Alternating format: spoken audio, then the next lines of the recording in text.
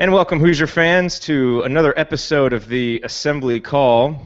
It's somewhat regretfully that we are coming to you live tonight on Tuesday, 2 days before Indiana's first exhibition game, which was supposed to be our first show. But of course, the events of the last 72 hours, we felt like necessitated a special edition episode to just break all of this down. And apparently Ryan Phillips is joining us from his hostage location somewhere. We're not sure where. It's really only fitting that the show would be experiencing some technical difficulties here early in the season, just like the Indiana basketball team has been experiencing some technical difficulties. Give me one moment here.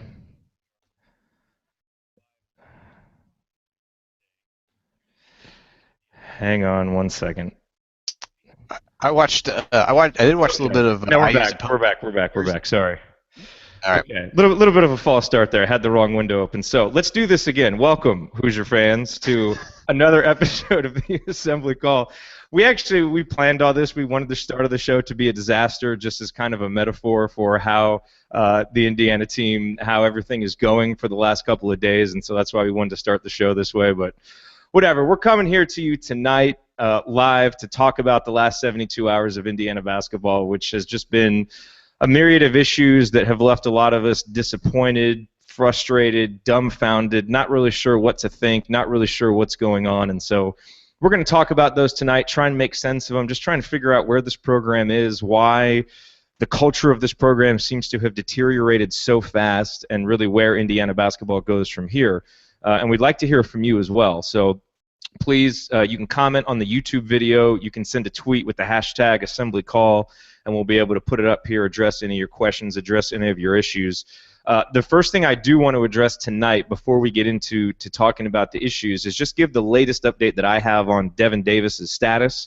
And that actually came from Justin Albers earlier today, which was that Devin was able to stand up with assistance for the first time today, ate a little solid food, was able to move out of the ICU last night. So, I think if you heard Tom Crean's radio show last night, and I know many of you did, you really got the sense that those first 24, 48 hours for Devin were very, very harrowing. I mean, it was just no one really knew quite what was going on. He was obviously in very bad shape, and so it is certainly good news that it sounds like things are starting to get a little bit better for him. That we have obviously no idea when he'll be able to leave the hospital, when things will get better, any of that, but it does sound like there has been positive progress. And so, I think it's easy for that part of the story to get lost in all of these other issues, but that is the most important part, that Devin does seem to be getting better. So we're all very happy to hear that. That's the latest. If anybody has a more recent update than that, certainly let me know,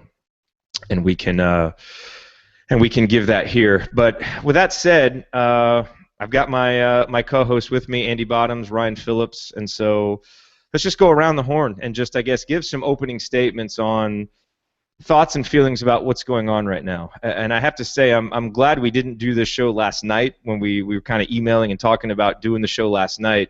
And I think it's good that we waited a day, got a little bit of perspective, and now hopefully we can talk about everything less out of anger and emotion and more out of, just logic and the perspective of 24 hours to digest everything. So, Andy, I'll start with you, then we'll go with Ryan, and let's just give some opening thoughts about what has been, again, just kind of a ridiculous 72-hour period for Indiana basketball, which it seems like we have one of these far too regularly right now. Andy, what are your thoughts? Yeah, I mean, in the last 72 hours, I have found myself rooting for an NFL team quarterback by Mark Sanchez and agreeing with Dan Dakich on multiple occasions. So it's been pretty unnerving all around, I'd say, for me. But in terms of program, I think as you mentioned, starting with Devin's condition, I think you really get a lot better idea the more information that comes out, just how serious this situation was. I mean, I think people hear, he's in serious condition, and admittedly, I don't have a good idea what that means, but to know that he was in ICU for what seemed to be a prolonged period of time, and more and more you get there and you find out more information, it seems like a definitely a scary situation. So whatever the circumstances that brought it on, first and foremost, glad to hear that he's doing well. and improving quickly. But I guess in terms of comments, I tweeted some of this out today. We had similar exchange on email, and it's definitely a good thing we didn't have this last night. If for no other reason than there's a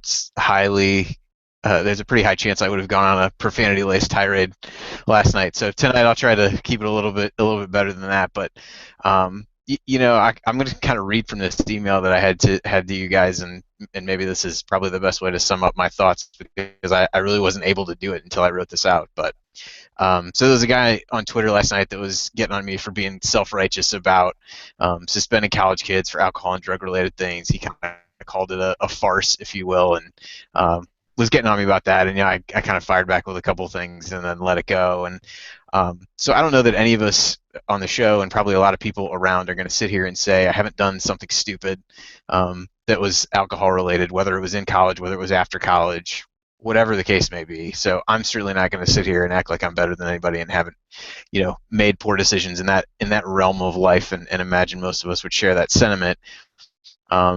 The reality for me is, though, that if somebody that you actually respect calls you out on something you did, which better or worse, a couple people have done to me over the course of my life, but you respect them enough to make a better choice going forward. And so that to me is what this is really about. It's about respect for the coach and the teammates and the program and the guys that came before him, and the guys who helped rebuild the program that you could tell last night are truly hurt by this, and should be more hurt than any of us as fans should feel. And the university and the team and the program and the fans and all those things. And to me, it is the saying, to whom much is given, much is expected. That ties back to some of the things that Cody Zeller and Jordan Hull said about it being a privilege to play at IU and all those things. And so, to whom much is given, much is expected. And from my perspective, it's easy to make that and pass up a drink, or pass up getting behind the wheel, or pass up drugs, or do whatever if somebody you respect and care about, or something you respect and care about, is at play. And for whatever reason right now, and I'm sure we'll get into the various theories on why that is, these guys just don't seem to have that respect for any of the things that I mentioned. And I think that's where people rightfully get agitated and angry and embarrassed, and all the things that everybody's probably felt over the last, particularly 24 hours, in light of some of the recent news. So I guess if I could sum up my thoughts in probably not a succinct way, that's how I'd do it. Yeah, and you make so many great points there, Andy, because it really does, at the end of the day, I think this whole thing boils down to a lack of respect. It really does. Like you said, a lack of respect for Tom Crean, number one. I mean, look, there's been a lot of criticism levied at Coach Crean over these past 24, 48 hours, and there will be criticism that is laid at his feet tonight on this show, and a lot of it with good reason. But certainly none of that criticism is for a lack of effort or for him not trying or recognizing there's been an issue. Clearly he's recognized there's an issue. He, forced the kids to not, live off campus, to live on campus. And, there was the report that, even before Halloween night, he spent 20, 30 minutes talking to them about what could possibly go wrong. And, of course, then there's the tragedy of that night. And,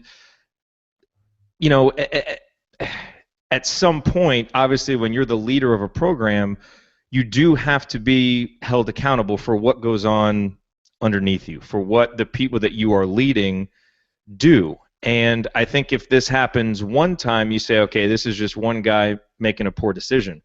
When it happens multiple times, now you look at it and the word epidemic has been thrown around a lot tonight, and I guess you can argue about whether that's the right word or not, but whatever, there's a pattern, and it's a disturbing pattern, and it's a pattern that clearly the man in charge wants to stop, has put forth a lot of effort to stop, and yet it's not stopping. And it seems like, and I think that the frustration, Andy, for someone like you, for someone like me, and for a lot of people who watch Indiana basketball, I grew up, playing basketball in high school. Obviously, high school basketball was like my life. I mean, all I did was, was play basketball. I loved it. Never drank, never did anything. It was just the risk was never worth what that potential reward would be. And I think a lot of people, maybe like us, look at it and say, man, if we'd been given the privilege of playing basketball at Indiana, sure, it'd be easy to say no to all of these things. And so I think that's that's where I think a lot of the frustration comes from, is just seeing, kids who have been given a really great opportunity and don't seem like they recognize how great the opportunity is and don't seem to respect that opportunity, respect the people like you, me, and everybody else who, lives and dies with this team, respect them enough to make the right choices and respect their coaches that really, put themselves on the line for these guys, and they continue to make these bad decisions. And so this is not to absolve Tom Crean of any blame. We're going to get into talking about him, because I think there are a lot of areas where he has a lot of accountability, a lot of responsibility. But, I think, Yogi's mom in her post this morning, the one thing I agreed with her that she said was that, these guys are accountable for their decisions, and they're old enough to make better decisions, and they're not. And I think there's a lot of reasons why that is. But I do think ultimately, Andy, as you said, it boils down to respect. And so I think when a program like IU basketball is as important to you and me and everybody listening to this show as it is, I think that's where the anger and the frustration comes from, because it's hard to see making that decision, and it's hard to see people who just don't seem to care quite as much, which is, maybe a weird thing to say, because they're the ones that are running sprints and they're the ones that are working hard at cook call and doing all these things, but it just gives that impression. And, I think when you combine that with how the team played last year and just kind of the deterioration of the public perception over the last couple of years, it just all adds up to a really disappointing picture. And unfortunately, that perception is matching the reality of what we're seeing both on the court and off the court. Not really leaving you with a question there. Ryan was having a few technical issues, so I don't know if he'll be back. He may just try and chime in with some comments. But we'll see. Like Indiana will be for the first 4 games of the year, we're at about 2/3 strength tonight. So I guess it's only fitting. So I don't know, Andy, if you want to take it from there, if you have like I said, I agree with you. It boils down to a lack of respect, and I think that's where a lot of the disappointment and even anger or vitriol comes from people watching, seeing these kids just make bad decisions. Yeah, and I think, there's a lot of things that go into that, and it's funny. It's interesting that there's been so many different perspectives on this. I'm sure you're like me and have read kind of everything that's either come across Twitter or somebody's passed along to you over the course of the day, and there are a lot of different perspectives on there. Which is one of the interesting things about it. And I think it's good to read all those and see what you agree with and what you don't. And there's a couple that it was tough for me to get through and finish and really buy into, and there's some that I agree with probably more than other people. And you just see a lot of division, I guess, if anything else, in terms of where people really feel the blame for this lies, and how all that sits. And I think at some point you have to, and it's easy to look back now and say, man, maybe the next thing we can start talking about is suspensions and things like that. It's easy to look back now and say, you should have done something different in the past that could have prevented this. Maybe it would have, maybe it wouldn't have, I don't know. But it certainly feels like something that, at the time I remember talking through the Perea suspension, we all felt it seemed light based on the nature of it and what he did and everything there. And then you start to see the stuff with Yogi and Stan around Little Five, and I think that kind of got passed off a little bit as well. And then these drug tests happened over the summer, so you had that there, and you had like you said, clearly spending the Fred Glass interview with the Herald Times. Coach Crean spent 20-30 minutes talking to these guys on Halloween about doing it. You couldn't even make it 24 hours. You couldn't even make it 12 hours. I don't think. And at some point, if there aren't consequences, or the consequences don't really mean much, it doesn't really serve as a deterrent for anybody to not break the rules. And I think hindsight's 20/20. You can't go back and punish the guys you didn't punish already, but it certainly felt like, as you move into this phase of what's going on, it was a chance to make a stronger statement. And clearly, based on the comments from Crean and Fred Glass, they seem to think they've done that. I would disagree. I think missing what is essentially 2 games, you can call it 4 games, you can call it whatever you want, but it's 2 games against 2 teams that are not very good. that you should win, and oh, by the way, they're back for the first game that means anything when you're going to need guys like that to compete with SMU. And so on the one hand, there are some that are saying, I've got the university policy says 3 games. They went above and beyond that. To me, that actually makes it worse, because if you had just gone with the 3 games and you kind of fell back on, this is our university policy, this is what we do, this is in our, student athlete bill of rights, I'm sure there's some weird document like that out there, then at least you could kind of say, I don't know that I agree with it, but they're following this rule. The 4 games clearly suggest I can do more than this 3 games, but I'm not really going to. And I think that's where I struggle with it, is that it really doesn't send a message. It doesn't. Essentially, this suspension is no different than what Pere got. Some of the other comments from Glass were, we're taking into account all the, these are all different circumstances and whatever. They are all different circumstances. What Emmett Holt did is different than what Troy Williams did, and what Stan Robinson did in light of his previous transgressions is different than what the other 2 did, and yet we're taking account the differences, but we're all suspending you the same. And it really isn't any different than what we suspended a guy who got a DUI for, that arguably was the most dangerous of the 3 in terms of what really could have happened. I don't know, and I know you wrote on that as well. I think that's the part that really kind of rings hollow to me, is that the actions don't match the words, and that's why people are struggling a lot. And I went and looked back up some of the things that Crean said at his press conference, and I know Chris Corman had a really good article that was posted with some of the same things, that now those are all being held over his head. The reality is, this is a chance to make your actions back up your words, and you're not doing it. So I'm not sure how you think, if respect is the issue, that handling it this way is going to generate that respect. Yeah, we're getting some great questions in here. We're going to cover those in a minute. I think that's one of the biggest problems I have with this whole situation is the punishment, the suspensions that have come down. There's, for anybody out there who has watched Breaking Bad, one of the most iconic scenes in that show, I feel like, is when Mike is talking to Walt, and he describes to him the difference between a half measure and a full measure. And he tells him, in harrowing detail what happened. A woman lost her life because he went with a half measure when he should have gone with a full measure.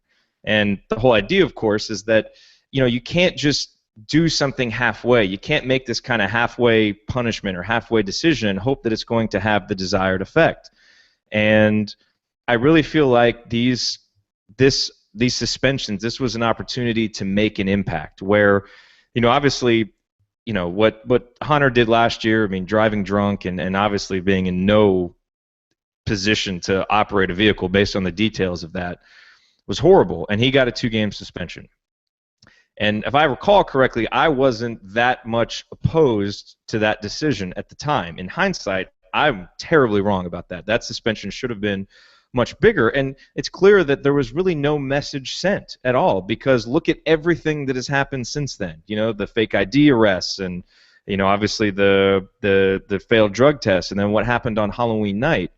And I looked at this opportunity, and Andy, you're right. I think there is some question about how much control, Crean and the athletic department has, how much is based on policy, and it seems like it was 3 games, and they decided to go with 4, and maybe it's just really bad timing with the schedule that SMU is that 5th game, and you could say, well, so if they just go for that 5th game, they're being unfair because that's not what they would normally do. But that, to me, is where there's actually a real consequence for the coaches, for the whole team, for all the players, because that's really the first big game of the year that's going to help determine whether this team can make the NCAA tournament. That really would hurt to not play at, because it's going to be a huge atmosphere. And I just, look, a lot of this is about perception. And I think that the perception of it just looks really bad when everybody's coming back for that game. And yes, if you have to extend it one more game to make the point, I think we're at make the point time.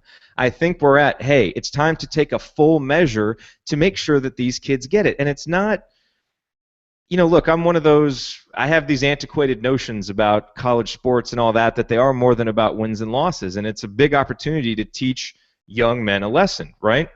And clearly these are guys, I don't think any of the guys on our team are bad kids. They just make immature decisions. Like a lot of us made when we were in college. The difference is that we didn't play basketball for Indiana University. There's a different standard that you're held to. And you can say that's fair or unfair, but it just is what it is. And so I really think that it's a mistake to for these suspensions to be what they are. And I think it's especially a mistake for Stan Robinson. And Andy, I want to get your thoughts on this. And Ryan, I know you might be chiming in on the YouTube chat so we can pull your comments in here. I don't understand, and maybe you can shed some light on this, why Stan Robinson's suspension was the same as everybody else. Because he is, of all the people that we're talking about, he's the one that's been involved in multiple instances of this. And why he's given the exact same suspension, I mean, maybe that's mandated by policy somehow, but it seems like we're going over policy. So I don't get how that young man doesn't get a harsher penalty than what he got. Do you agree with that? Do you have any insight on why that might be? Because it doesn't make any sense to me. No, I would be lying if I said I had any insight into it. I definitely think that's the part of this for me that's a little bit head scratching. I think that's my bigger issue with it, is that it's kind of like the one size fits all approach, when one size doesn't fit all. All these, while they're all not good, there's a degree of irresponsibility, disrespect, whatever you want to call it, here, and all of these things show that to a certain extent. But I think if there's a chance to send a message, it's like, how many chances does somebody get at this point? And I don't know. I really don't know what the answer is, and I think that was a chance to, sit out the whole non-conference season. I don't know. I know it feels arbitrary to say what's the right number of games, and I don't really know, and it's not the policy and whatever, but it has to be something that's meaningful, because to date what you've done hasn't been meaningful, and what you're doing now is no more than what you've done to date, is the way that I see it. You can attach whatever number of games to it that you want, but saying it's 4 games isn't true. 2 games don't matter, so it's 2 games, and so that's the most that you've done before. Things have continued to escalate at a pretty high rate, and you're doing the same thing, and I don't know how you expect to get different results, at least based on that punishment, that what you really expect to be different. So I'm going to put a question up here real quick from Jody Blakely, and who asked, did I miss the penalty for Yogi and his alcohol-related issue, or did he get a free pass? And I don't know. I mean, obviously, for Yogi and Stan, I didn't hear of a penalty. Certainly, they didn't miss games. I mean, it was after the season. So I don't know. We've heard a lot that stuff has been done in-house, which I assume is conditioning. And I know back in the day when my dad was coaching at IU under Bill Mallory, there was Dawn Patrol, where he'd have to get up at 5 o'clock to go run with the guys. And, so I don't know. Certainly there wasn't a penalty of missing games. Beyond that, I'm not sure. And so, yeah, so that I'm not sure about. Again, it just... Let me ask you this, Andy. Let me draw a parallel between what we're seeing off the court and what we're seeing on the court. And it can seem like a crass parallel in certain respects, but I don't know, because what has really plagued this team specifically over the last 2 years on the court more than anything else? It is a lack of discipline and turnovers. And I think part of that, and part of what we've talked about on here, is it doesn't seem like Tom Crean has always been willing to use the bench to make a point, right? Players aren't necessarily held accountable when they're, continuing to make the same mistakes over and over again. And I can't help but see that same thing happening off the court, that players are making the same mistakes over and over again, and there just aren't real penalties of consequence being handed down. I mean, am I drawing lines between 2 points that aren't related, or is this just a general problem? And if it is, can we point to the program leadership for why that is a problem, both on and off the court? Yeah, I mean, I think it's a pretty apt parallel. I mean, it all, to a certain extent, is decision making and the level of importance that you place on something. And obviously, there are completely different arenas of life between the basketball court and other decisions that are made off of it. But essentially, in this case, you're taking direction from the same person in both situations, and one would at least suggest that there's a disconnect there. There isn't one time where Crean's, oh, we worked on this, we worked on that. It isn't translating to the court. Some of the things we see, I have no doubt that somebody's saying to take better care of the basketball, make better decisions, and put people in a position to limit some of those turnovers. There's no doubt in my mind that that's true, and yet that doesn't translate to the court. And I do think a lot of that falls back on Crean, and I'm sure anybody who's listened to the show very much is no surprise that I'm somewhat critical of him. But it does go back to that. You can't to a man. The players who are on the team now and some of the recruits and everything else talk about how they love Crean as a person and how welcome he makes them feel and how much he cares for them. And to the point, you made this point last night. I was far more harsh than I am now. There's no question that he cares about these guys, but at some point, caring about somebody, there's a difference between caring about somebody and making sure that you're their friend all the time, and there's decisions that you've got to make at times when you're in that situation, whether you're a parent, a coach, a boss, a whatever the case may be, that are uncomfortable for you and don't feel good and are things that you don't want to do or like to do. But the difference in making those decisions and having those tough conversations and not is pretty evident when you look down the line. And I mean, you've got all these former players, you've got guys who transferred out of the program. I couldn't have been more surprised when you saw like Peter Jerkin tweeting something out about respect for the tradition and things like that. And Bobby Capabianco, guys who, at least by most belief, were kind of forced to leave in some way. Maybe that's true, maybe that's not. I'm not trying to add to the speculation there, but guys like that who aren't necessarily coming out against Crean, yeah, you could make the argument those guys have an axe to grind, but at this point, you feel like that's kind of water under the bridge, and you feel like there's something there. You got the walk-on piece with the Joe Fagan retweeting Chronic Hoosiers, tweet from the spring of when the walk-ons are leaving, that's a culture problem or something to that effect. I mean, I think that's telling, and the decision making on the court matches up with the decision making off the court, and quite honestly matches up with some of the decision making you saw even in that coach's show last night when I kind of said, having him go out there, or at the very least letting them take calls on that show, was about the dumbest thing you could do. And if you didn't see what was going to happen there, from an athletic department standpoint, it was pretty obvious how that was going to go, and put Crean in a bad position. He didn't handle it well. Whether he would admit that now or not, I don't know. But kind of top to bottom, some of the decision making and rationale just doesn't line up. And I think you point back to a lot of those things, and it's I don't think you're off base for drawing that parallel. No, last night was a disaster. I mean, actually, that radio show was really a good metaphor for just how Crean's entire tenure has gone, because I thought at the beginning you really got good Crean. You're listening to him, and he's choking up, and he's getting emotional talking about Devin Davis, and he was there overnight, and because you know that he cares, and you know that he's putting in the effort, again, like we talked about. But then once you get past that point, and he starts getting defensive, and kind of refuses to really accept responsibility or accountability, or at least is defensive when it's brought up, it was. Yeah, I mean, I agree with you. If you're not going to answer the questions people want to ask, then don't take questions. I mean, it's kind of that simple. It's just unfortunately the latest bad decision for an athletic department that has really been struggling, and unfortunately, it's an athletic department that we love and want to see do well. I want to go back to something real quick. That question about Yogi, his mom, Doc Libby, she just tweeted me and said, Yogi definitely did not get a free pass. Punishment doesn't always have to be public. So like we surmised. Something certainly happened, and we've heard a lot about that a lot of this stuff is being done in-house. And again, the only response I have to that is the in-house punishments are great if they're effective. And unfortunately, it doesn't seem like they're effective. And I also, I was actually talking with a friend of mine earlier today who's a Syracuse fan. And, she was asking me, well, what's going on with Indiana basketball? And I was like, what's going on with Syracuse? Who are you to, accuse Indiana of having struggled? You cheer for Syracuse. I was like, what's happening there is worse than what's going on here.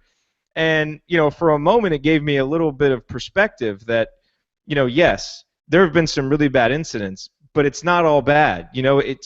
It's weird that a program that seems so undisciplined, like IU does right now, where there's so many of these off-court issues, yet, the academic progress reports are perfect, and everything on that side of it is really good. So it's not, it's certainly not all bad, and there are some good things to point to. And you can even say that some of this stuff is unlucky for for them getting caught and being made public, but it doesn't change the fact that look, you can call it arrogant, you can call it whatever you want, but at Indiana, we don't compare ourselves to Syracuse when it comes to conduct and the standards that we hold ourselves to. The goal is to beat Syracuse and doing everything the right way. And whatever. I don't. People can kind of make fun of Indiana fans and say they're like Notre Dame football and Penn State football fans. I kind of take that as a compliment, not some sort of insult. That it's just those kind of things mean a little bit more. So anyway, I don't know. I didn't. I don't necessarily agree with that, but again, the private, the in-house stuff is good if it's being effective. I think the problem right now, and the issue a lot of people are having with Tom Crean, is that whatever he's doing is just not working. And yes, for the people who, there were articles that came out today that if Tom Crean made the Final Four the 2 years ago, and if they had a winning record last year, some of the stuff gets swept under the rug. And yeah, if everything about the team outside of the academics, but if so much on court and so much off court didn't seem so undisciplined, yes, he would get not a free pass, but people would be more understanding. But think about this, Andy. I was thinking about this earlier today. Imagine back in the 2013 season or 2012 season when that ball rims off against Michigan and we win the Big Ten, right? And we're thinking number 1 seed. We're thinking how far are we going to go in the tournament? Imagine at that moment if someone said, hey, in 2 years you're going to be having a special edition show because everything's falling apart in the program. You would have said you're crazy. But I think it just shows how much things have changed since then to now. And I guess the question is, how do you get it back, right? Because now, I read some articles today where people were kind of talking about, well, Crean rebuilt Indiana before, give him a chance to do it again. And certainly, Indiana's not at rock bottom in terms of where they were when Crean got here. But you sure hope it's rock bottom for this group, for kind of this current revitalized state of the program, that this is rock bottom and it turns around. But what's it going to take for that to happen, both off the court and on the court?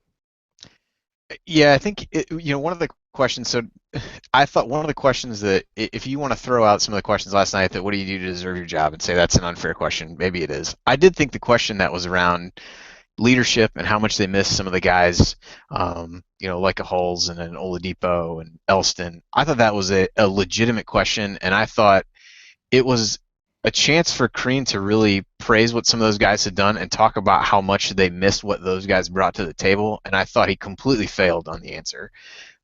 It was, yeah, we missed those guys, but it really downplayed, what it felt like their importance was, and I think certainly from a fan's perspective, it takes a little time. I mean, obviously we all, love those guys and what they did for the program and all that, but I think you get even a greater appreciation for it now.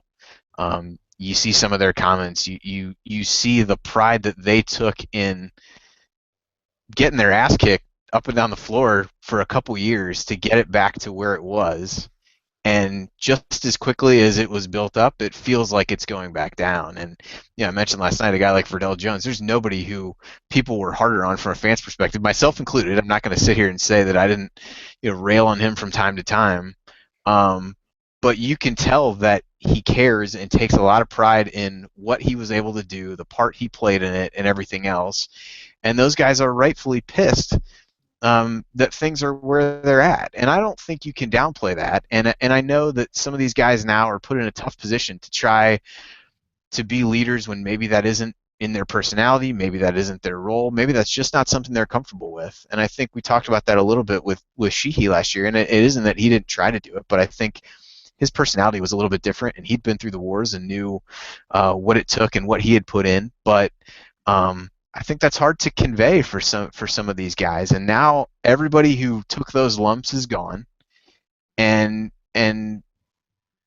it's hard to get that back. And so, I think Yogi coming out and making comments tonight was a good step, but I go back to what I said before. To me, it's about actions and not the words. And so I can appreciate and respect the fact that he stood up tonight and said it was things that the team not being accountable to one another and things like that. But you can go back and read through the statement that was made after the other incident, and it's some of the same stuff. So show me that you're going to do something different. It's great to talk about it, and the same comment I made about creating glass. It's great to talk about being tougher. Show me that you're going to be tougher.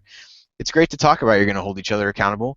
Well, hold each other accountable, and it shouldn't take one of your teammates being in ICU for 3 days to say, you know what, we need to take this more seriously.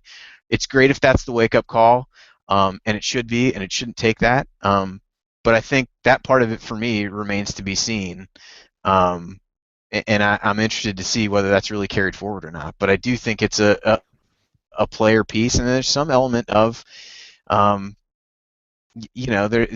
can point to recruiting and what kinds of kids he's getting, whatever. I really don't have any insight into that. I don't know what they know. They make these decisions. I don't know what they don't know. You'd certainly their research and their background and everything else, but to what extent they take things into account, I have absolutely no idea. Yeah, but what I do know is the level of leadership that those guys showed has absolutely not been there, and the pride in getting the program and keeping it where it needs to be hasn't been there. And so it's great to talk about, but at some point you need to see it. And I think a lot of fans are past giving somebody the benefit of the doubt based on the words and not based on the actions. It's interesting. We've talked a lot leading up to this season about how last year's team seemed to have poor chemistry, and the hope is that this year's team would have better chemistry, more camaraderie. And one of the problems with that is that if everybody's too buddy-buddy, no one will step up and hold other guys accountable. And I think, part of Yogi's comments hinted at that, or didn't hint at it, he actually said it, that they don't hold each other accountable enough. And I think in any good team, obviously the leadership comes from the top. Someone earlier today, I don't remember who it was, but they recounted a quote that Bob Knight had where they asked Coach Knight, who is your leader this year on the team? And he said, I am, and in contrast with Tom Crean, who has talked a lot about cultivating leaders on the team and within the team. And I don't think that one way is right or wrong, and I think you need both, obviously. But I think the consistent leadership's got to come from the top, but then obviously you need the internal leadership. And so I think it's been clear to see that this team has been lacking some of that.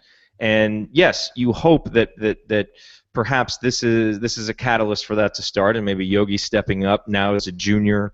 Obviously he's a Bob Cousy finalist. Congrats, or on the watch list. Congrats to him for that.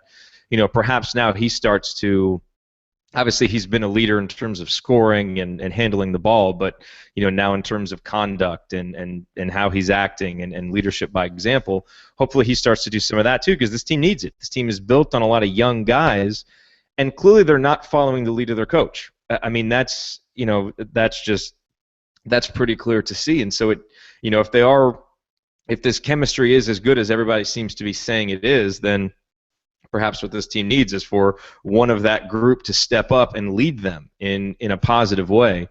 And another idea I heard tonight, I'll just throw this out there, Andy, because obviously, I wasn't at Hoosier Hysteria, but we had the new thing where I guess they were handing out the candy stripes, and someone said instead of just handing them out to freshmen, how about, have people earn them and maybe give them to, juniors. Your first couple of years you don't get them, and then you earn them, by showing that you stand up for what those candy stripes mean. And at the end of the day, look, we talked earlier, fans being frustrated and us being frustrated. I mean, I watch these games from, 1,000 miles away. Who cares what I think?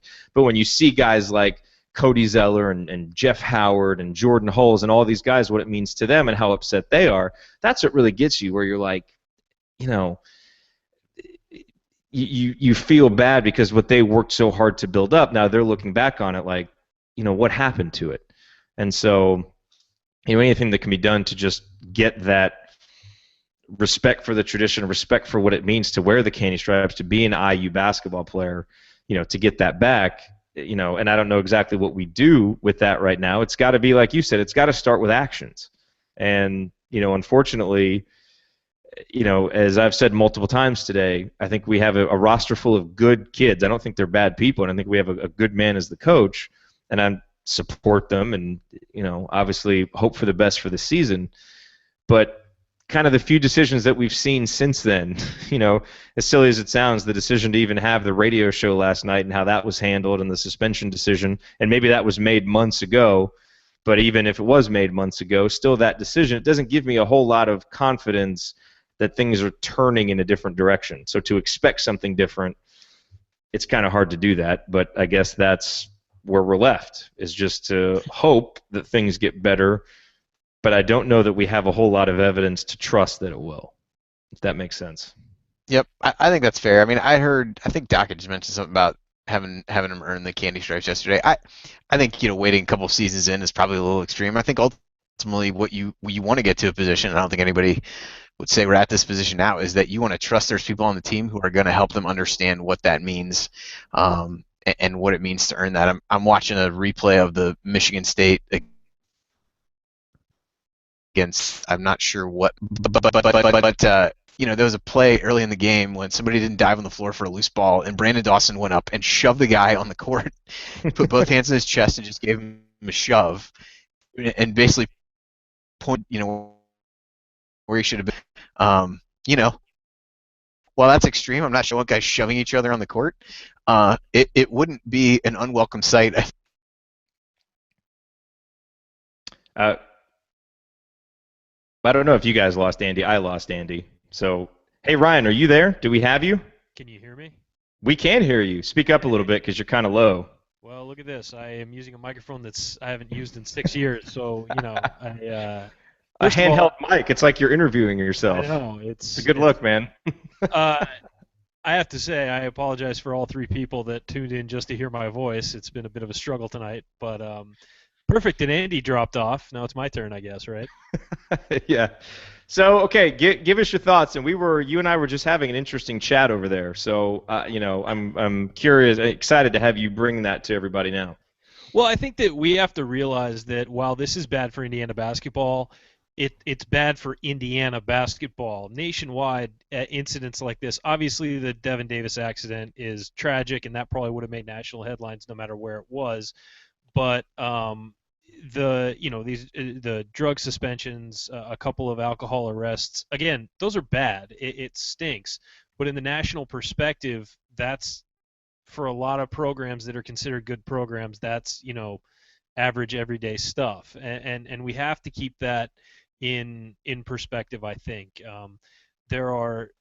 But again, Indiana basketball is held to a higher standard, which means, yeah, this is bad. And as an Indiana basketball fan, I do expect more out of my program. And but I think that a lot of hype nationally and things like that is more based on the fact that we've been losing games, and that put Crean more on the hot seat than anything. So I think that. I think that it's a combination of things that have put him in the hot seat, not one or the other. I also think that you have to realize that with things like this, there is a shared responsibility. Anybody saying it's strictly the coach's fault or strictly the player's fault is missing the point. I think that it's both, and I don't know. It's tough because we know what Crean fought through to build this program up, and you know that he's taking this as hard as anybody if you're paying attention. I think that last night's radio show was awful. I thought that was a horribly produced job by the athletic department, putting him out there like that and having him maybe not know how bad it was to get into. He probably should have known, but I think that the whole situation in general is bad for Indiana basketball, and I also think that this is the kind of thing where anybody saying we should fire Tom Crean right now is dumb, just as dumb as the people saying this isn't a big deal.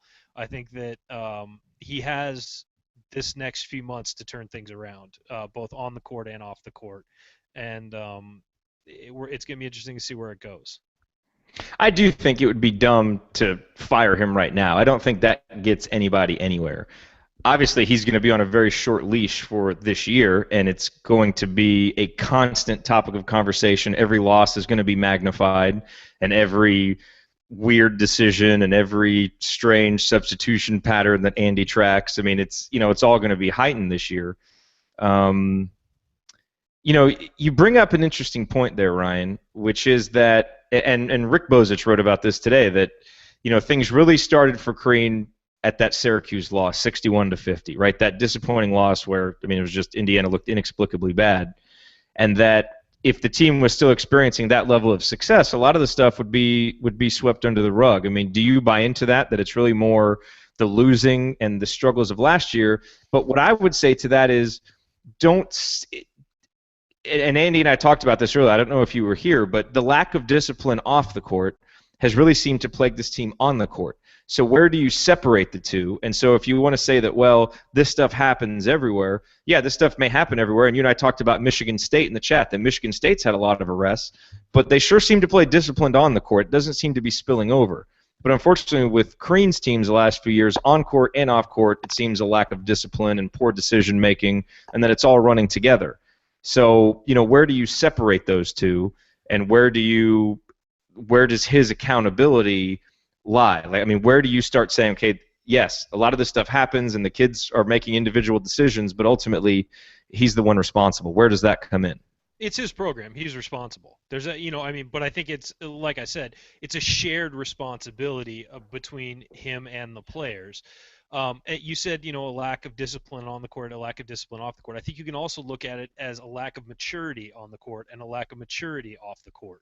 A lot seniors don't make those mistakes typically, and either in either situation, on the court or off the court.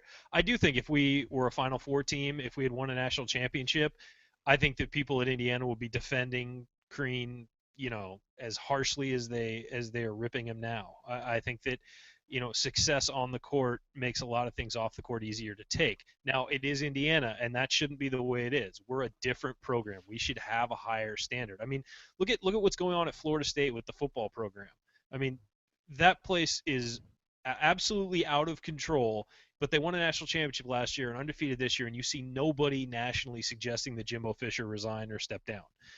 And again, Indiana should be held to a higher standard. I agree with that completely, but I think that losing games off the court is what hurts more than anything. As long as kids aren't, shooting people or doing anything ridiculous, winning cures all pretty much. And I don't think that's the way it should be, but that's the way it is. Yeah. Do you think, and I don't know, let me throw this out there and just see what you guys think. Some of the criticisms that we've heard levied at Crean from, Marquette fans from back in his Marquette days and people who have not been in his corner, really, I mean, there have been a pretty vocal faction of IU fans who have really never supported Crean. I mean, we've had them, commenting, on the shows, and you see them on Twitter, even when the team was doing really well. And, they've criticized him for, seeming kind of phony at times, or being kind of disingenuous, and maybe, having this kind of arrogant air that seems like maybe it masks some insecurity. Like, it's just you kind of like, you want to like him and embrace him, and his actions a lot of times are good, but for some reason you wonder a little bit where they're coming from, if they're genuine. And in Dokic's comments today, talking about how the atmosphere for visiting media coming into Indiana isn't that good, and people aren't treated well. And I bring this up just to say, do you think that some of this stuff is coming back now to hurt Crean, whether it's reality or not? This perception, do you think it's coming to hurt him now that the chips are down and things are bad? There aren't more people in his corner because of some of these things now that we've been, that people have said and that are starting to come out now? Or does none of that stuff matter? Andy or Ryan, whichever one of you wants to talk about that. Go ahead, Andy. Yeah, I mean, I do think some of it is, and again, I think that was one of the big things that Chris Corman brought up, his piece, that some of the comments he made early on about how highly he viewed the program and they were going to do it the right way and all those things, which are, the right things to say at the time and everything else, but I think kind of set himself up. You got the incident with Jeff Meyer after the Michigan game about you ruined our program and stuff. I mean, you set yourself up to look a little bit disingenuous in some of those cases. And I know one of the things, and I know you tried to call me out on this last night, but I thought even last night, talking about, the picture of the team for Devin Davis, I'm not in the picture because I was taking the picture. Who cares? Like, it doesn't have to be about you and where you were and who took the picture and whatever else. I mean, it's to me, it's little things like that try to bring the focus in a place that it doesn't need to be, and I think it draws attention, and I think even to casual people who don't care anything about the program, there's a lot of people who could care less about IU basketball that don't like him at all based on some of those antics. And it's not a popularity contest. It doesn't matter whether IU fans like him necessarily, although that matters more than if other teams' fans do. But I do think there's an element of that. And when you're winning and you see some of those things, you're able to kind of pass it off and things like that. But I think now people start to feel like it rings more hollow than maybe it did before, and there's some level of promotion or whatever you want to say where people don't need to hear that, don't want to hear that, don't whatever. It goes back to the talk is one thing, show me, and I think that's where a lot of people are with it. That I think the act or whatever it is getting old for people at this point. Hey, real quick, Ryan, before you chime in on this, we have I didn't mean to do that. We have breaking news. The sound effects. Okay, so I wanted to pull a sound effect up here real quick. I don't know why all this face stuff just happened, but we have breaking news. so you already had a beard. I feel like you're just rubbing it in. I'm not sure I could grow either of those two beards, but now you're just being hurtful. I don't understand. And wearing a monocle just to show us up. I have no explanation for what's happening visually on my screen right now, but don't focus on that, okay? I have important news. So one of the big issues that people are talking about today is how this is going to affect recruiting. Well, Alex McCarthy just tweeted, and Alex Bozich retweeted, IU commit Juwan Morgan is even more excited to come to Bloomington right now. So, and I haven't read the story. I don't know why, but at least that's one piece of good news in an otherwise frustrating day. Okay, Ryan, address Tom Crean or just the weather, and let me get these ridiculous face props off. Wow, that's the greatest thing that's ever happened on the Assembly Call. I don't think there's. Okay, I think we're back to normal now. No, you're not. You're certainly not back to normal. Okay, there we go. All right, it's the preseason, folks. I don't, we got to work out some kinks here. So. Okay. First of all, I want to say about Marquette fans, having lived in Milwaukee for 2 years, they loved Crean until he left. And they'll tell you differently if you ask them, they'll tell you, oh, no, he's always a flake, we hated him, blah, blah, blah. It's completely not true. As far as Indiana fans go, I think there's a segment of Indiana fans who will never be satisfied until Bobby Knight, unless Bobby Knight is the head coach again. So whoever is the coach will deal with that segment of fans forever. Even if Brad Stevens comes back wearing a red sweater, he wouldn't appease? There will still be people who complain about him. There always will be in Indiana. I'm sorry.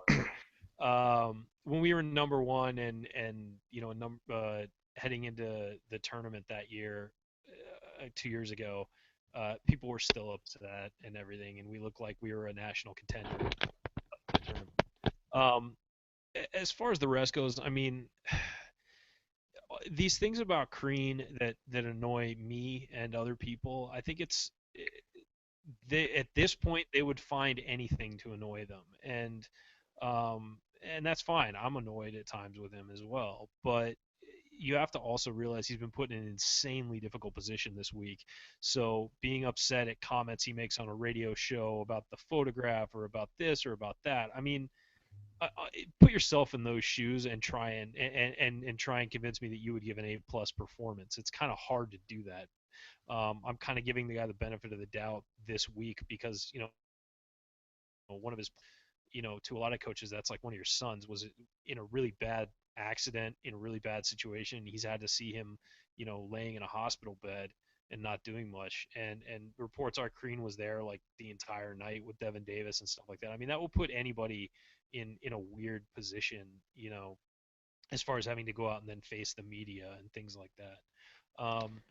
Can I chime in real quick? I mean, I think you're right in this instance. I think it's very fair to give him a pass.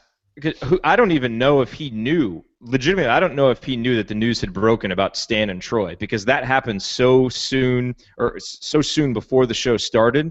And, of course, that news was known for them in the summer. So I literally don't even know if he knew. He might have been blindsided by that or told, the moment he walked in there. So that would have been a tough situation for anybody. So I'm okay giving him a pass there.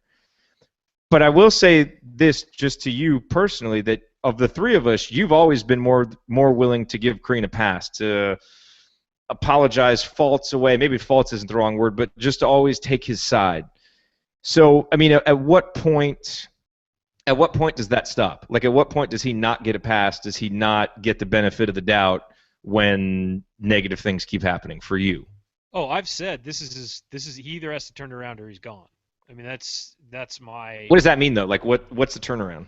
Well, I mean, he has to A, perform on the court. I think we all know that. But B, these players have to get it. They have to learn and not have any more incidents or anything like that. I mean, I think that you need to know that these guys are like. First of all, I think it's pretty clear that if Stan does anything else, he's gone. I don't think there's any question about that from anybody. But I also think that you've got to have these guys figuring it out and learning both to stay out of trouble off the court and learning on the court as well. I think that their focus has to shift from being star athletes to being basketball players at Indiana. I mean, there's a difference between that. Being a star athlete, you can go out, get drinks bought for you, all that stuff. Being a basketball player at Indiana, you can't do that. You got to focus. I mean, it's fun being famous in a small college town, but that's not why you're there, and that's not what your job is. You're a student athlete. That means you're a student and you're an athlete. If you're getting your education bought for you, you need to focus on what – I mean, it's like a job. And it sucks that that's the key, but people who say these are average college students are wrong. They are not average college students. And, there are aspects of being a student athlete you got to like and you got to look forward to. But at some point you got to put those aside and focus on basketball. And let's also remember, we just heard about this Troy Williams, Stan Robinson thing. It could have happened over the summer, and they could have been model citizens since then. We don't know. I mean, maybe that was their turnaround, and they've behaved perfectly since. We don't know. We don't know what's going on behind the scenes as much as the people close to the team do. But yeah, I mean, this Davis and Holt thing is bad, and I think that when you factor all of those things in together, Tom Crean's got to have one hell of a season on the court, and his players have to turn it around off the court as well, or he's going to be gone. And I don't think anyone would argue with that.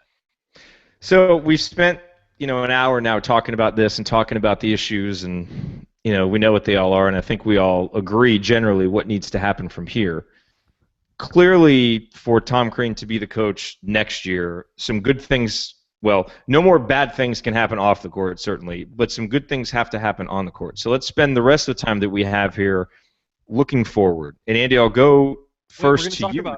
We're going to talk about actual basketball? Dude, there are games in 2 days. Like, this was supposed to be a celebration and kind of a crescendo leading up to Thursday of the first exhibition game. Yeah, and then we've had to deal with all this awfulness. But yes, there's going to be actual games, and the season will go on. The team will go on. People will be out there playing in the cream and crimson. So, I guess I'll ask this to both of you. Really, is number one, what do you think has to happen on the court for Coach Crean to be the coach here next year? And give me your realistic thought now on what's going to happen, because I know I, for one, have been really optimistic about this season, feeling that this season will be better than last season because of better chemistry. We can shoot better. We'll be able to compensate for the lack of an inside guy with quickness and speed and being able to score.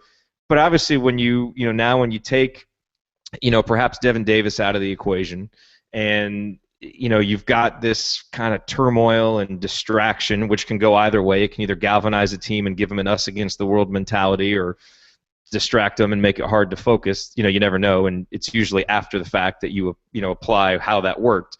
So we don't know how that's going to work, but now I have no idea what to expect from this season. So what do you guys expect from this season? Andy, we'll go to you first.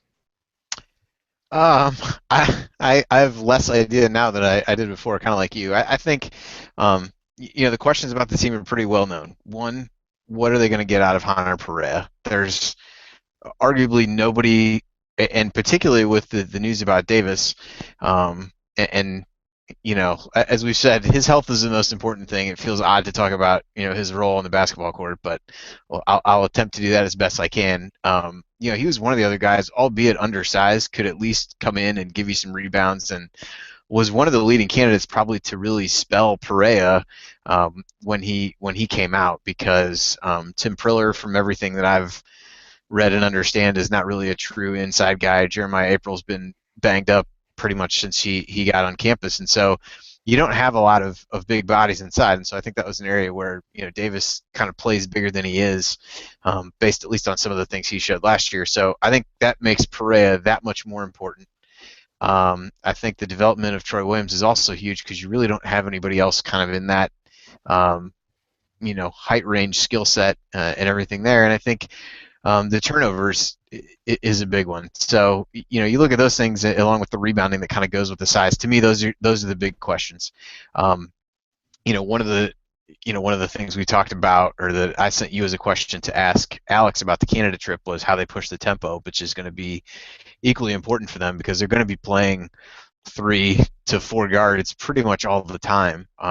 Between Yogi, Blackman, Robert Johnson, Stan, Nick Zeisloft, you're going to be playing a smaller lineup, and their best bet is to kind of get in open court situations, try to get in the lane, find shooters, and knock down shots. And it's going to be odd this year after last to feel like there's so many shooters on the team. But I think pace is important. Outside shooting is going to be key on the offensive end because there's just not anybody that you're going to consistently dump the ball into in the post. Now, admittedly, some of those kinds of teams were Crean's best at Marquette, even though I think guys like Jerod McNeil, Wesley Matthews were a little bit bigger than some of the guys playing in the 3-guard look for IU, but I think it'll resemble those teams a little bit more. So, that's what I'm looking for in terms of what that really means and how quickly the team gels and everything else at the beginning of the season. I think there's obviously huge pressure on some of these big, kind of the big 4 non-conference games based on what happened last year, how they performed those kinds of games. Last year, I think those games will be pretty telling. I think the SMU game in particular, assuming that nothing changes and all those guys are back, is going to be pretty telling about what you see from the season. If they can compete there, you can only think they're going to get better. If they really struggle, I think those are the kinds of teams that you're going to face in the Big Ten. And the Big Ten is pretty crowded in the middle, not as top heavy as it's been in years past, but pretty much 1 through 10 are going to be really tough and probably will vie for a tournament bid, and even the bottom few teams are going to be pretty good. So I don't have any idea what happens. I think certainly in light of all these things, I'm not sure that there's any way that Crean survives a season in which they don't make the NCAA tournament, and I find it hard to look right now down the schedule, the personnel and everything else, and seeing that happening. But it'll definitely be an interesting ride. Ryan, what do you think? Well, I think one major thing that was a problem last year that isn't going to be a problem this year is chemistry. I mean, hopefully this latest stuff with Davis and Holt and Stan and Troy doesn't throw off chemistry, because I think everybody talked about how in Canada they played really well together. We're sort of playing for each other, giving the ball up, not playing selfishly and looking for their teammates. And, everybody close to the team has said that these guys all really get along, spend a lot of time together, and are, it's a much closer team than it was last year. So I think you're going to see a better on-court product. The problem, as Andy said, is going to be that post position. I mean, we've got to have somebody who can defend in there, be active, and then offensively get you easy buckets. And hopefully Hunter Pereira is that guy. Everybody's saying that he's much improved and that stuff. But, what that means, we're not really going to know until 5 games into the season, I think. Because a guy can be improved, but when you're I don't want to say useless, but when you're as far behind as he was last year, improvement isn't really that much to get excited about. It's got to be a massive improvement where he can really do some things in the post and help you out. I think we're going to be very deep in the guard positions. I think we're athletic on the perimeter. I think that we're going to have a lot of great shooters, and that's going to make things easier as far as a transition goes from more of a slow down offense last year, trying to get the ball inside and trying to drive than it would be normally, because we've got those shooters to spread the floor. I think it's going to open up things inside. Defense is going to be the question mark. I mean, can these young guys, Johnson and Blackman, can they defend on their perimeter? Can they shut guys down? And, how do we handle the post? But I think we're going to see a lot of shooting, a lot of 3-pointers, and hopefully that makes games where we're not defending that well a little more tolerable because you can keep it close with your shooting. But again, a lot of these guys we haven't seen before during actual college basketball games. So it's going to be different. I think that there's going to be less of a scoring load on Yogi this year, which will be a positive. He can focus on moving the ball and getting the team set in offense in its offense instead of working one-on-one and trying to get to the hoop and things like that, or just firing long threes. So it's going to be a different team. This will not be the same team as last year. There's going to be massive differences, and hopefully the changes are for the better. All right, so there's like a massive chat going on over here on YouTube, and those are supposed to pipe into the Google Hangout, but they're not. So I apologize for ignoring what's going on over here. Certainly that was not the intention, but let me scroll through these real quick because I know there's a couple good questions in here. Andy, if you want to sing while I'm doing this, if you have a choice song that you'd like to entertain us with.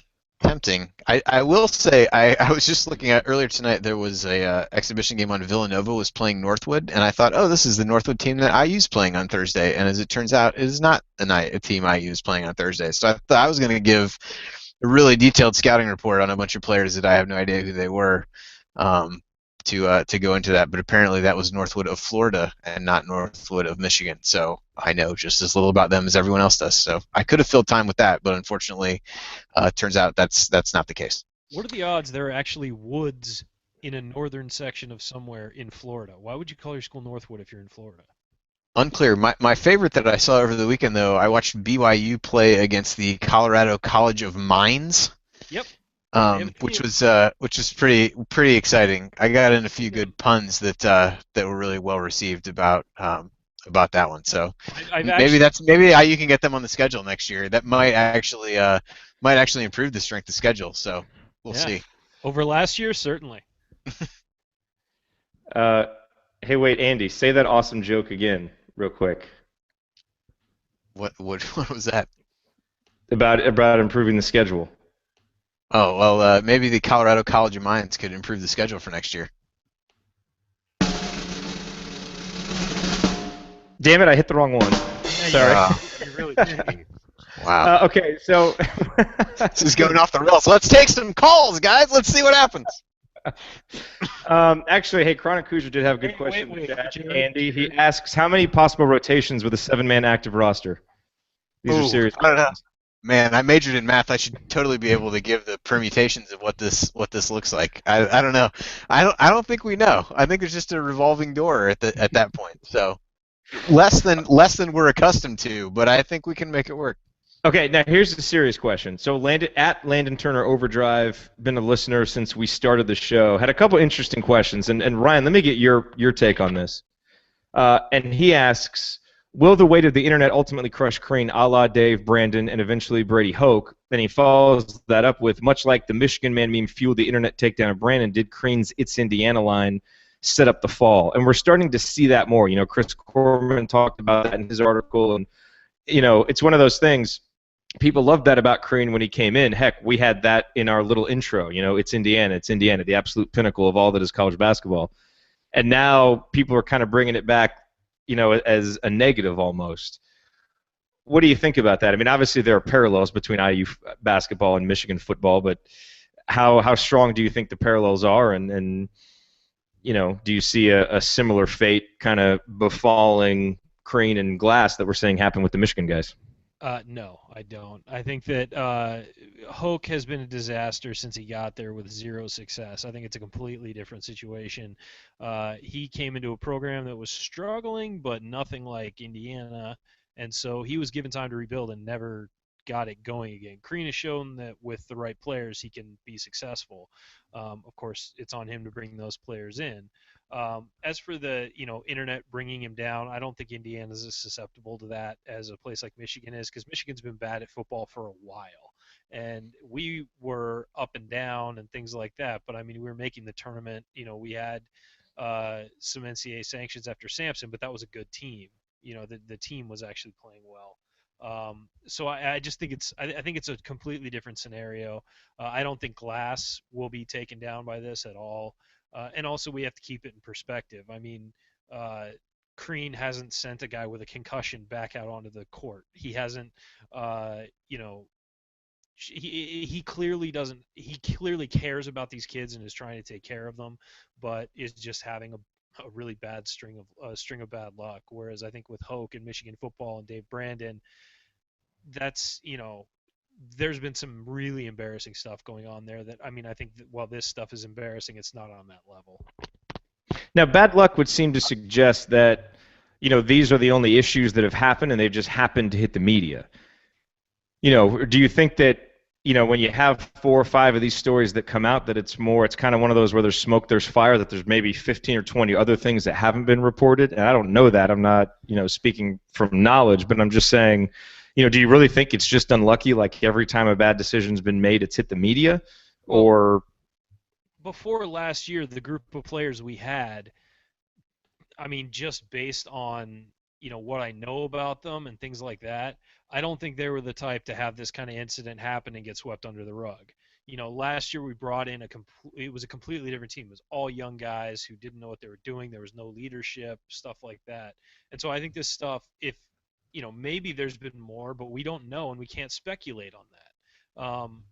It's fair to think that and to maybe speculate, but you can't really do that because all we know about are the stuff that's come out publicly, and that's all we can really know. And there haven't been internet reports of or people saying oh well, this also happened and this happened and this happened, so, or anything substantiated. So it's really hard to say whether or not there's more stuff going on that's getting swept under the rug. We just don't know.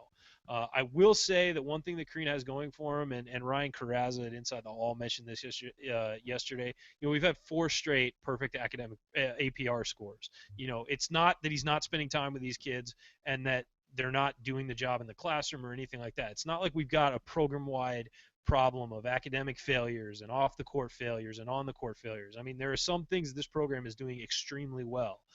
The problem is that Indiana, you're expected to do all of those things well, and rightfully so. That should be expected. So certain things need to catch up with the rest of it if he wants to stick around. So that's just my perspective.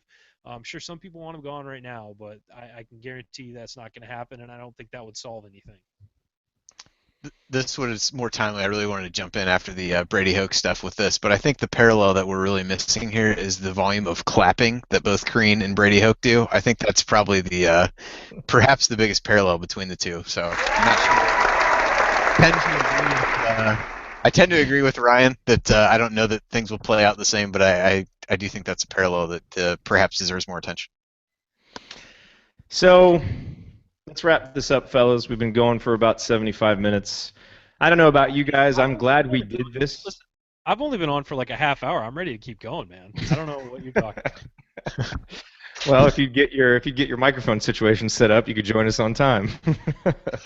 His captors did not allow him to get that set up from his undisclosed location, so it's unclear at this point. Yes. So I don't know about you guys, but I feel a lot better having just talked this out. Being able to talk through everything, and let's get to the games. That we have the 2 exhibition games. Obviously, we're going to be limited, and we're not going to be able to see Stan's right-handed jump shot and the new and improved Troy Williams, and we won't get our first look at Emmett Holt yet. We didn't even really talk about Emmett Holt tonight, but I guess we don't. There's no reason to really go back and revisit everything again. But anyway, we'll have to go without the first 4 games seeing those guys. But we'll get to see Yogi and the new backcourt with James Blackman and Robert Johnson, and we'll get to see the new and improved Hunter Perea, hopefully. So as we lead into final thoughts, let me lead you just with this question: is what are you looking for in the first couple exhibition games, or I guess just the first one, since we'll be doing a show after it? What are you looking for? Like for me, I'm looking to. I mean, Hunter's the number 1 guy, and probably that's who 95% of IU fans will be looking at, is to see if there's really a new and improved Hunter Perea. Is he more aggressive on the boards? Is he, smarter, and does he have better timing on defense so he's not fouling every 2 minutes? Is he able to catch passes and score easy baskets down low?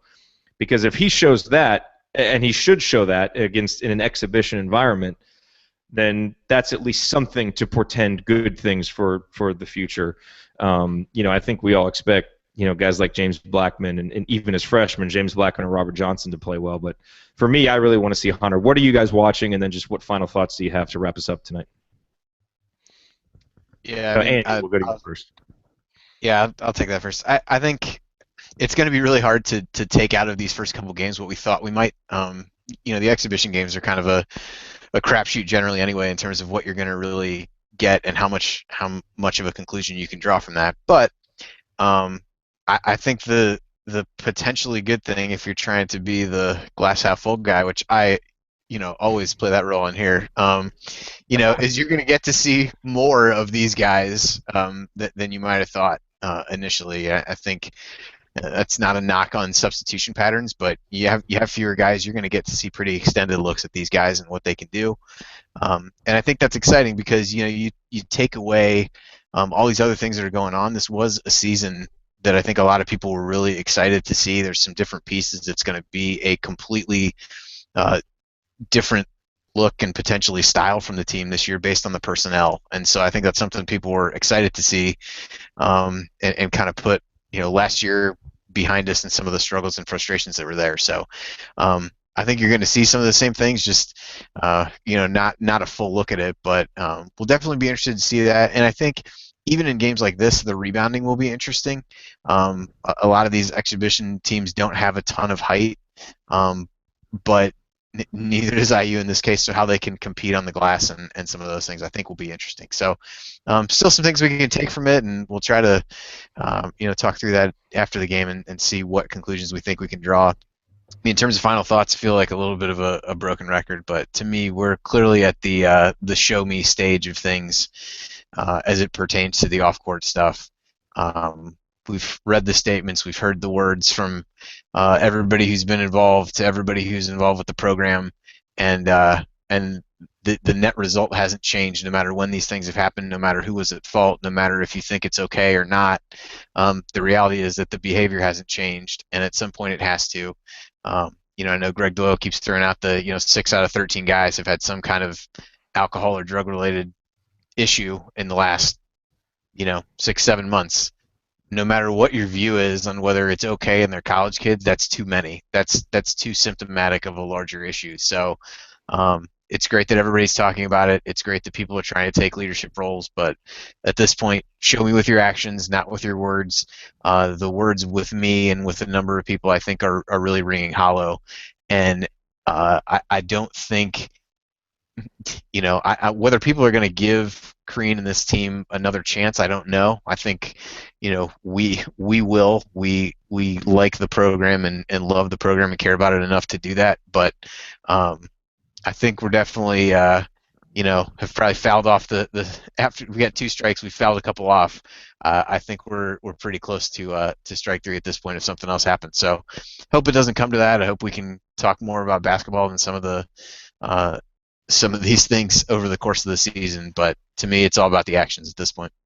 Yeah, we're contractually obligated. We have to be here after every game, so we will be. Ryan. Yeah, I think I feel the same way as Andy. It's definitely the show me stage, and it's at the point where this team and this program has to show that last year was just a bad dream and we're out of it. I don't know if that's going to be the case or not. If it's not, we're going to see a lot of these people not here next year. Hey, for the exhibition, maybe we'll get to see walk-on Ryan Burton out of Bedford North Lawrence, who I covered in high school, and the Hoosier Hysteria dunk champion, Nate Ritchie from Middlebury, Indiana, Northridge High School. Maybe we'll get to see those guys play a little bit. They are better than your average walk-on, so that'd be good. That'd be nice for them to see some time with these other guys out.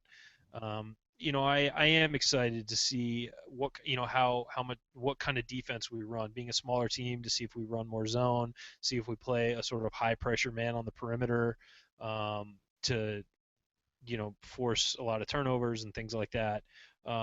But really, what I'm excited to see is finally this team to get to some basketball and get past these issues. I mean, hey, in 3 weeks, 4 weeks, we might be at a point where this looks like a bad dream we had a couple weeks ago, and it's clearly a different team and a different mindset and a different group of guys.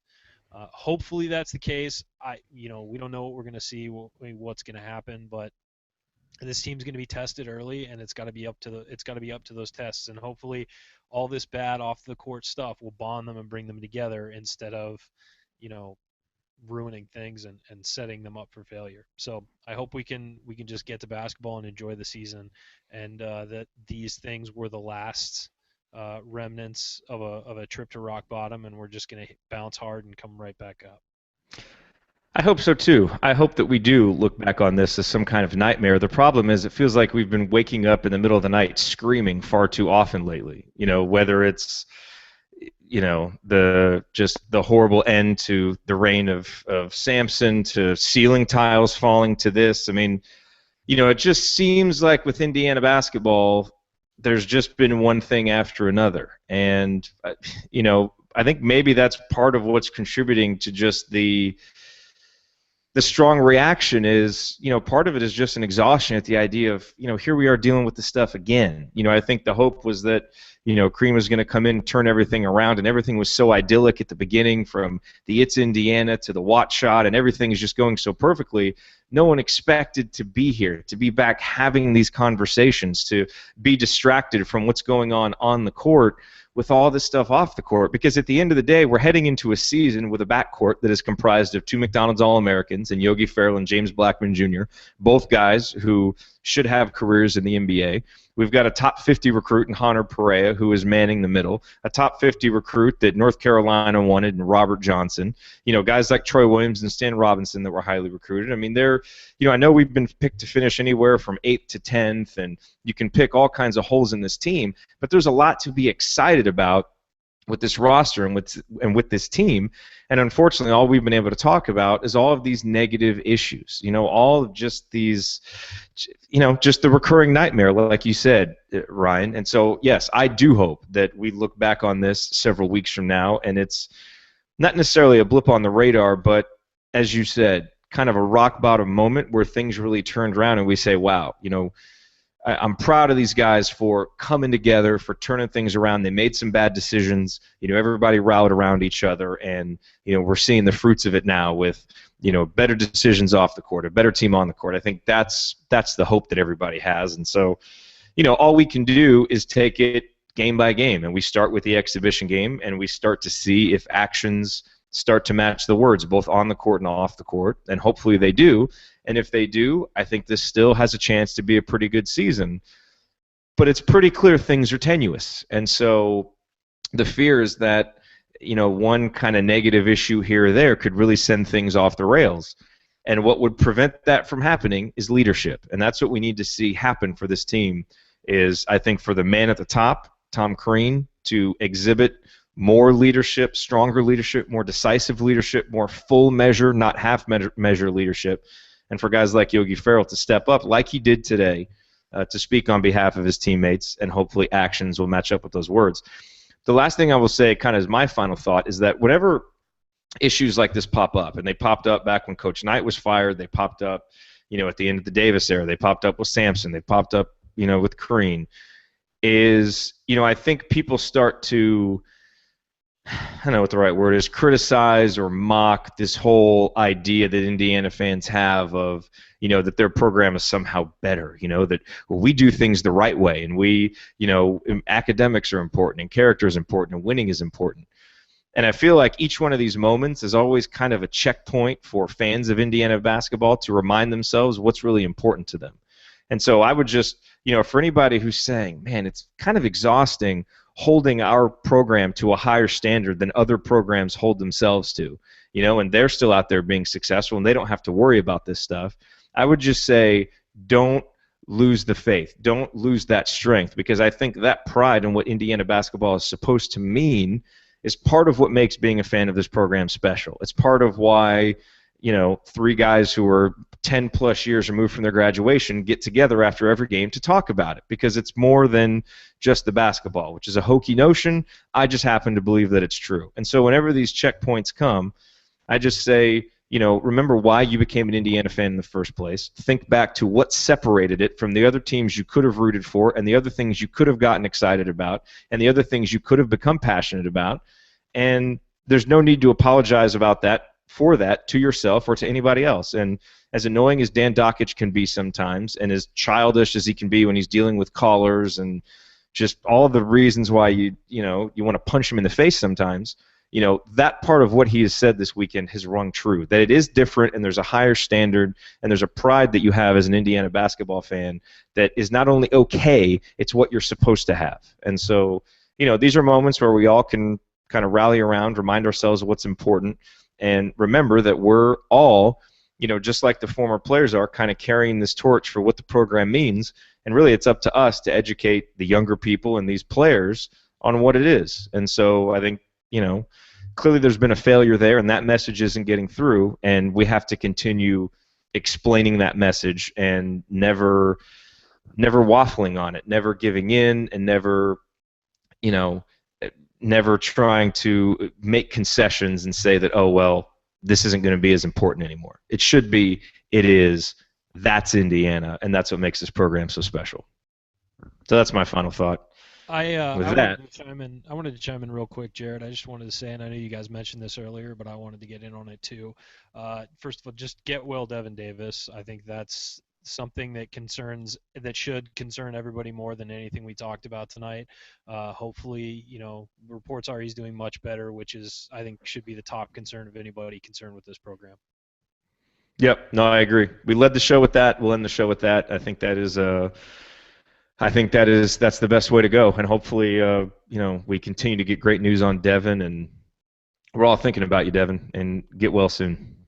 All right, guys, good show tonight. We will talk Thursday after the game. I don't have the viewing details for that. I believe it's BTN online only. I think. Do you guys know? Yeah, I think that's typically how they handle the exhibition games, and then they'll rebroadcast them later. So I would tend to believe that's the case, even though I'm not 100% sure. We'll post the details on Twitter. Yeah. Excellent. We will post the details on Twitter.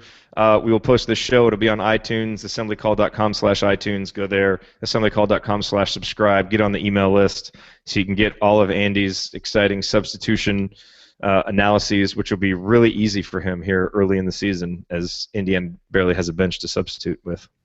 I'm just going to use the exhibition games to practice, so I'm not going to release those, but it'll be good practice. Yes, it will. All right, guys. Have a good night. Everybody who watched, thank you. And we will talk to you after the first exhibition game. Later, everybody.